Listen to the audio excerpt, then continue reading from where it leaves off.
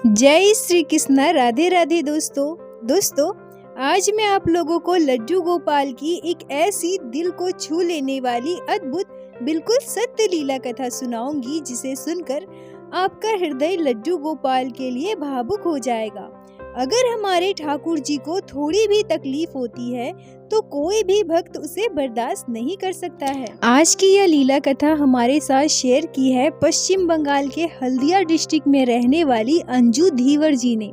अंजू जी हमसे कहती है कि मेरा मायका और ससुराल दोनों पश्चिम बंगाल में है, पर मैं अपने पढ़ाई के लिए हमेशा कोलकाता में रही हूँ। मेरे मायके में लड्डू गोपाल की सेवा होती थी। जब भी मैं छुट्टियों में घर वापस आती थी और अपने मम्मी और दादी को लड्डू गोपाल की सेवा करते देखती थी तो मुझे बहुत अच्छा लगता था।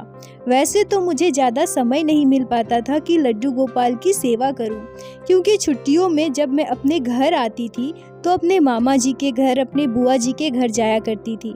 जितना समय घर में होती थी अपने मम्मी और दादी को पूजा करते देख मेरे मन में भी यह ख्याल आता था, मेरा भी मन करता था कि मैं भी लड्डू गोपाल की सेवा करूं।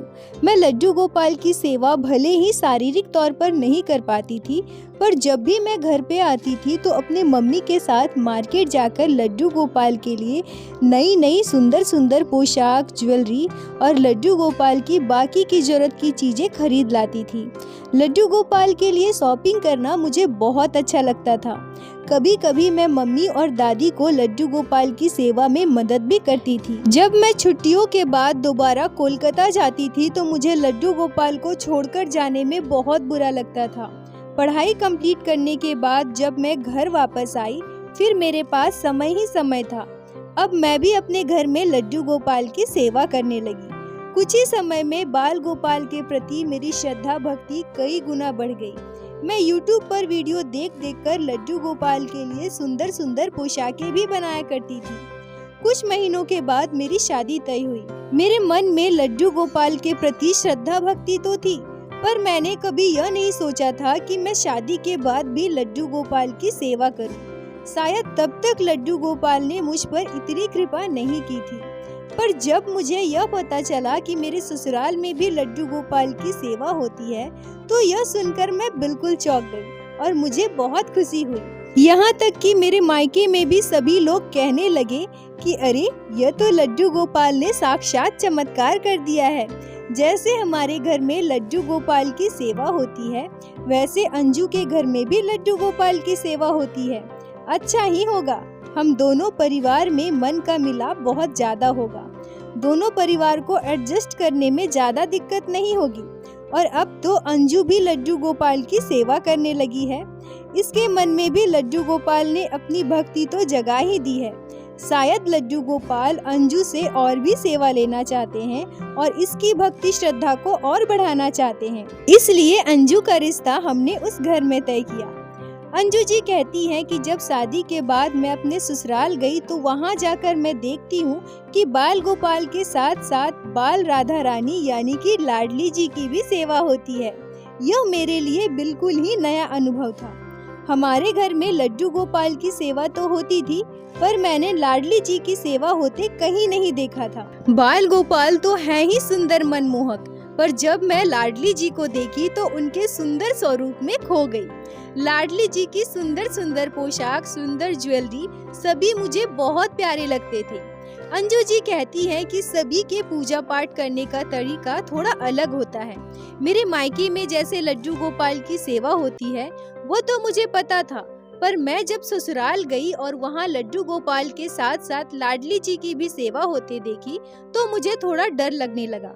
मैं सोचने लगी कि यहाँ के सेवा का तरीका कैसा है, पहले मुझे थोड़ा दिन सीख लेना चाहिए। इसलिए मैं स्टार्टिंग में खुद से पूजा करने नहीं जाती थी।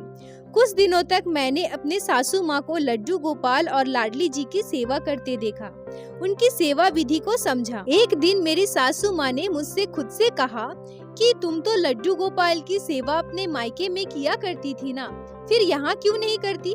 क्या तुम्हारा मन नहीं करता बाल गोपाल और लाडली जी की सेवा करने का? मैं अपने सासू माँ को अपनी मन की बात बताती हूँ। मेरी सासू माँ मुझसे कहती है कि बहू, ऐसा बिल्कुल नहीं है। हमारी श्रीजी राधा रानी और लड्डू गोपाल बस हमारे भाव से प्रसन्न हो जाते हैं।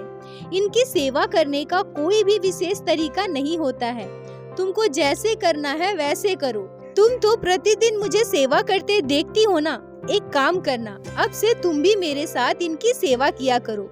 मुझसे सब कुछ सीखा करो, क्योंकि मेरे बाद तो सब कुछ तुम्हें ही करना है ना। अंजू जी कहती हैं कि इसके बाद मैं अपनी सासू माँ के साथ लड्डू गोपाल और श्री जी राधा रानी की सेवा करने लगी। मेरे मन में लड्डू गोपाल के साथ साथ हमारी राधा रानी के लिए भी श्रद्धा भक्ति कई गुना बढ़ गई। मैं अपने सामर्थ्य अनुसार लड्डू गोपाल राधा रानी की सेवा में कभी कोई कमी नहीं छोड़ती थी। मैं हमेशा दोनों का सुंदर सुंदर श्रृंगार किया करती थी।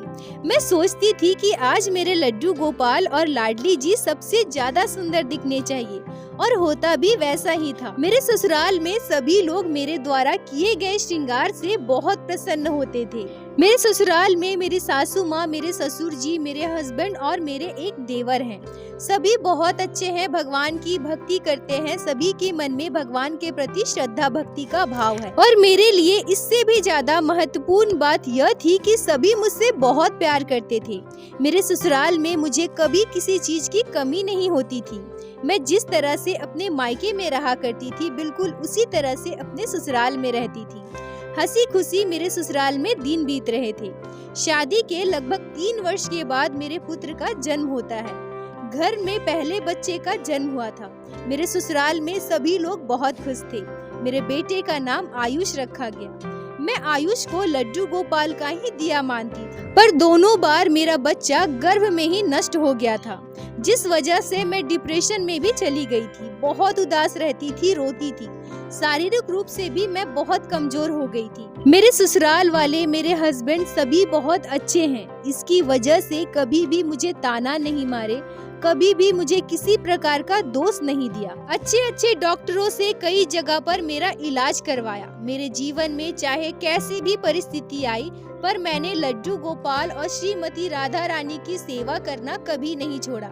मैं रोती थी, बिलखती थी, पर अपने लड्डू गोपाल की सेवा जरूर करती थी। मुझे मेरे ठाकुर जी पर पूर्ण विश्वास था कि एक ना एक दिन सब कुछ ठीक हो जाएगा। जब आयुष मेरे पेट में था, तब भी हम बहुत परेशान थे, क्योंकि इससे पहले भी मैं 2 बार गर्भवती हो चुकी थी और दोनों बार मेरा बच्चा नहीं रहा। इसलिए इस बार मेरे ससुराल वालों ने यह डिसाइड किया कि हम सभी वृंदावन बांके बिहारी जी के दर्शन के लिए जाएंगे। मेरी सासू माँ, मेरे ससुर जी, मेरे हस्बैंड और मैं बांके बिहारी जी के दर्शन के लिए गए। वो कहते हैं ना, बिहारी जी के दर से कोई भी खाली हाथ वापस नहीं आता।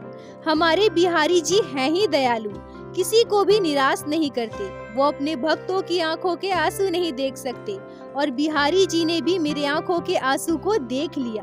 बिहारी जी के दर पर मेरे आंखों के गिरे आंसू व्यर्थ नहीं गए। ठाकुर जी की कृपा से सब कुछ अच्छे से हुआ और मेरे बेटे आयुष का जन्म हुआ।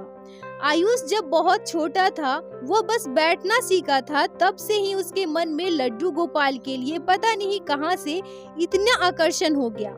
यह भी हो सकता है कि आयुष लड्डू गोपाल को मूर्ति मानता हो, इसलिए उसके साथ खेलना चाहता हो, या फिर यह भी हो सकता है कि लड्डू गोपाल आयुष को भी अपना भक्त बनाना चाहते थे। वो कहते हैं ना, बच्चों की पहली शिक्षा उसके घर से, उसके माता पिता से होती है। तो हो सकता है आयुष हमेशा अपने घर में, परिवार में अपने माता पिता को लड्डू गोपाल की सेवा करते हुए, उन्हें स्नान कराते हुए, भोग लगाते हुए देखता था।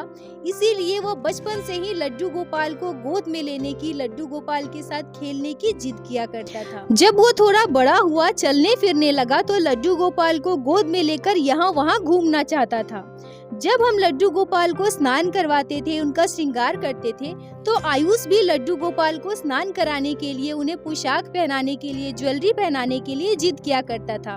कभी कभी हम उसे यह करने भी देते थे, क्योंकि वो कहते हैं ना, लड्डू गोपाल बाल स्वरूप में है और उन्हें बच्चों के साथ बहुत प्रिय है। हम यह सोचते थे कि हो सकता है लड्डू गोपाल आयुष के साथ खेलना चाहते हैं, उन्हें भी आयुष का साथ उतना ही प्रिय होगा, इसी वजह से आयुष के जरिए वो इतना जिद करवा रहे हैं।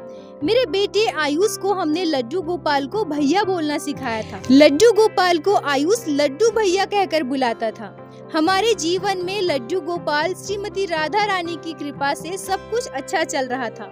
हम सभी खुशी खुशी अपना जीवन व्यतीत कर रहे थे। तभी हमारे जीवन में एक ऐसी घटना घटी जिससे हम सभी बहुत दुखी, बहुत आहत हो गए, क्योंकि कहीं न कहीं हमें आज भी यह लगता है कि ये सब हमारी ही लापरवाही का नतीजा है। हमारी लापरवाही की वजह से हमारे बाल गोपाल के साथ इतनी बड़ी घटना घटी। अंजू जी कहती हैं कि इस घटना को आज भी अगर मैं याद करती हूँ तो मेरी आंखें नम हो जाती हैं। दिल से मुझे बहुत बुरा लगता है। मेरे परिवार में सभी लोग इस घटना के बाद बहुत आहत हुए थे। यह घटना आज से 9 साल पहले की है। उस दिन मेरे बेटे आयुष का चौथा जन्मदिन था। हर साल हम आयुष का जन्मदिन बड़े ही धूमधाम से मनाते हैं। बहुत सारे लोगों को आमंत्रित करते हैं। मेरे ससुराल वालों की तरफ से, मेरे मायके वालों की तरफ से बहुत सारे मेहमान आए हुए थे। हम सभी शाम की पार्टी की तैयारी में बिजी थे। जैसा कि मैंने बताया, मेरा बेटा आयुष लड्डू गोपाल से उसे बहुत लगाव था। बाकी दिनों में भी समय समय पर वो दौड़कर हमारे घर के मंदिर में जाता था और आकर कहता था, मम्मी मम्मी लड्डू भैया को नींद आ रही है, चलो ना मम्मी लड्डू भैया को सुला देते हैं। मम्मी मम्मी लड्डू भैया को बाहर घूमने जाना है, चलिए ना मम्मी लड्डू भैया को बाहर घुमाने ले जाते हैं। या फिर अगर मेरा बेटा आयुष चॉकलेट खाता था, बिस्किट खाता था, तो वो जरूर बोलता था कि मम्मी लड्डू भैया को भी चॉकलेट देते हैं ना। इस तरह मेरा बेटा आयुष हमेशा लड्डू गोपाल के साथ खेला करता था। अंजू जी कहती हैं कि हमारे घर सुबह शाम लड्डू गोपाल को दूध का भोग लगाया जाता है। उस शाम हम सभी काम में बहुत व्यस्त थे। मेरे मायके से ससुराल वाले बहुत सारे मेहमान आ गए थे। बाकी के मेहमान भी कुछ देर में आना शुरू हो जाते। हम लड्डू गोपाल को जब भी दूध का भोग लगाते हैं तो सबसे पहले दूध गर्म करते हैं, फिर उसे ठंडा करके लड्डू गोपाल को भोग लगाते हैं। उस दिन काम की वजह से मुझे बहुत लेट हो रहा था, इसलिए मैं सोची कि आज मैं दूध का भोग रात को सोते समय लगा दूंगी। अभी फल और मिठाई का भोग लगा देती हूँ। शाम के समय मैं लड्डू गोपाल को फल और मिठाई का भोग लगा दी। कुछ देर के बाद मेरी सासू माँ कहती है कि आयुष ने बहुत देर से कुछ नहीं खाया है, एक काम करो बहू, इसे दूध पिला दो, नहीं तो अभी बहुत सारे मेहमान आना शुरू हो जाएंगे, फिर ये कुछ खाएगा नहीं।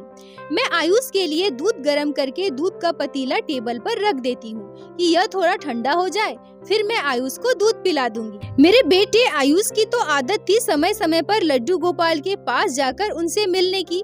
हर बार दौड़कर वो लड्डू गोपाल के पास चला जाता था।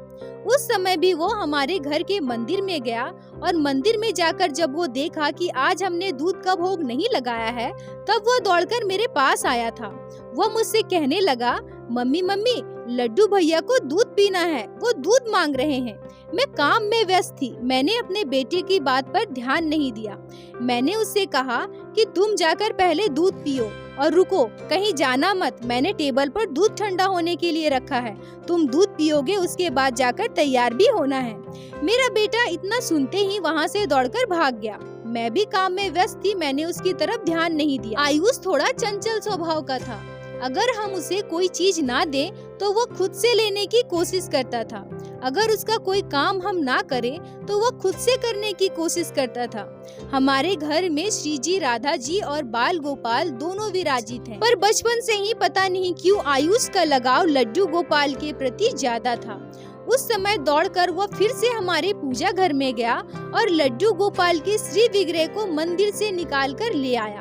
छोटा सा बच्चा जैसे वो देखता था कि हम लड्डू गोपाल को भोग लगाते हैं, उसी तरह से वो चम्मच से पतीले से गर्म गर्म दूध निकालकर लड्डू गोपाल को पिलाने की कोशिश कर रहा था।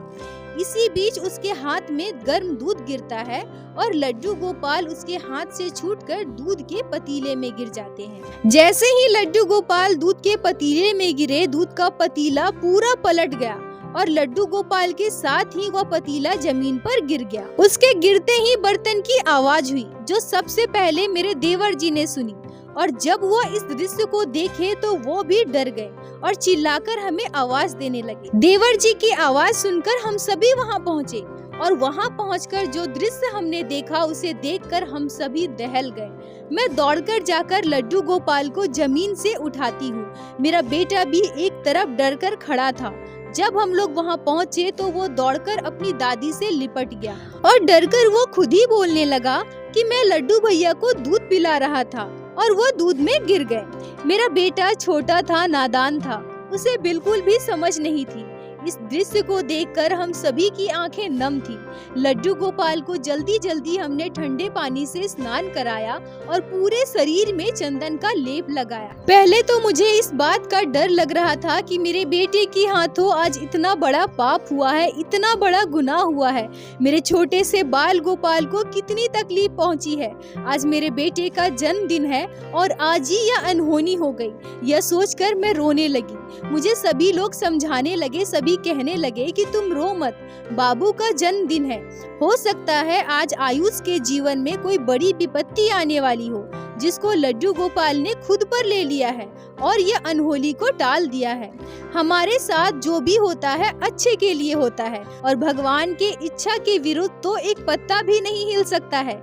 तो फिर आज यह घटना कैसे घट सकती थी? छोटे बच्चे की हाथ जो अनहोनी हुई है उसमें उसका कोई दोष नहीं है, उसे कोई पाप नहीं लगेगा। तुम परेशान मत हो।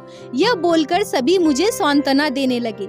मेरा बेटा भी छोटा था, उसे समझ नहीं थी, इसलिए हमने उसे उस दिन कुछ नहीं कहा। पर उस दिन के बाद हम इस बात का विशेष ध्यान रखते थे कि आयुष लड्डू गोपाल को खुद से गोद में ना ले सके, लड्डू गोपाल को लेकर वह इधर उधर ना घूम सके, क्योंकि आज उसकी एक गलती की वजह से मेरे बाल गोपाल को कितनी तकलीफ हुई, इतनी बड़ी अनहोनी हो गई। अंजू जी कहती हैं कि अब मेरा बेटा बड़ा हो गया है और हमारे घर लड्डू गोपाल और श्री जी राधा रानी की सेवा अभी भी होती है और हमेशा होती रहेगी। श्री युगल जोड़ी का आशीर्वाद हमारे परिवार के साथ है और मैं ठाकुर जी से यही प्रार्थना करूंगी कि अपना आशीर्वाद इसी तरह से हमारे परिवार पर बनाए रखें। अंजू जी, आपका बहुत बहुत धन्यवाद जो आपने लड्डू गोपाल की यह लीला कथा हमारे साथ शेयर की, जिसको मैं हमारे चैनल के माध्यम से बाकी सारे भक्तों तक पहुंचा सकी। अपना साथ और प्यार ऐसे ही बनाए रखें। दोस्तों, यहाँ मैं आप लोगों से एक बात कहना चाहूंगी कि जिनके घर भी ठाकुर जी विराजित है और घर में छोटे बच्चे हैं, तो कृपया करके ठाकुर जी के विराजित करने का स्थान ऐसे जगह पर बनाएं जहाँ आपके घर के छोटे बच्चे आसानी से ना पहुँच सके। और अगर आप लड्डू गोपाल को अपने बच्चे की गोद में देते हैं तो उसी समय दे जब आप उनके साथ होते हैं। कृपया करके ऐसी गलती दोबारा नहीं होनी चाहिए, क्योंकि हम भक्तों को जब ऐसी घटनाओं के बारे में पता चलता है, हमारे ठाकुर जी को जरा भी तकलीफ होती है तो हमें बहुत दुख होता है। लड्डू गोपाल आपके या हमारे नहीं होते, लड्डू गोपाल हम सबके होते हैं। तो कृपया करके लड्डू गोपाल के साथ ऐसी घटनाएं दोबारा ना हो, इसका ध्यान रखें। बोलो बाके बिहारी लाल की जय, लड्डू गोपाल की जय, जय जय श्री राधे। दोस्तों, यदि आप लोगों को आज की यह लीला कथा अच्छी लगी हो, आपके हृदय को स्पर्श की हो, तो कृपया वीडियो को लाइक करके अपने दोस्तों के साथ शेयर अवश्य करें, जिससे बाकी भक्त भी लड्डू गोपाल की इस अद्भुत लीला कथा को श्रवण कर सके। और हमारे चैनल को सब्सक्राइब करें, जिससे प्रतिदिन आप लोग हमारे चैनल पे श्री बाके बिहारी श्री लड्डू गोपाल की लीला कथा सुन सके। दोस्तों, यदि आपके जीवन में घटी हो कोई भी चमत्कारी घटना या लड्डू गोपाल ने कभी भी की हो कोई भी लीला जिसे आप हमारे साथ शेयर करना चाहते हैं, तो कृपया हमें इंस्टाग्राम पे मैसेज करें। हम आपसे कांटेक्ट करेंगे और आपकी उस लीला कथा को हमारे चैनल पे बाकी सारे भक्तों के साथ शेयर अवश्य करेंगे। लड्डू गोपाल की कृपा आप पर और आपके पूरे परिवार पर बनी रहे। राधे राधे दोस्तों।